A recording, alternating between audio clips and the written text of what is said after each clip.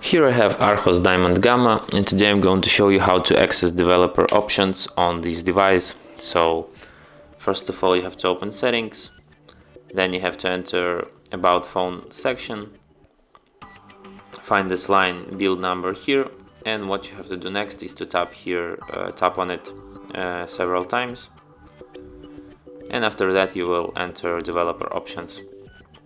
Here you have all these very interesting and useful developer options, and you can also turn them off here, and you will automatically exit it like this.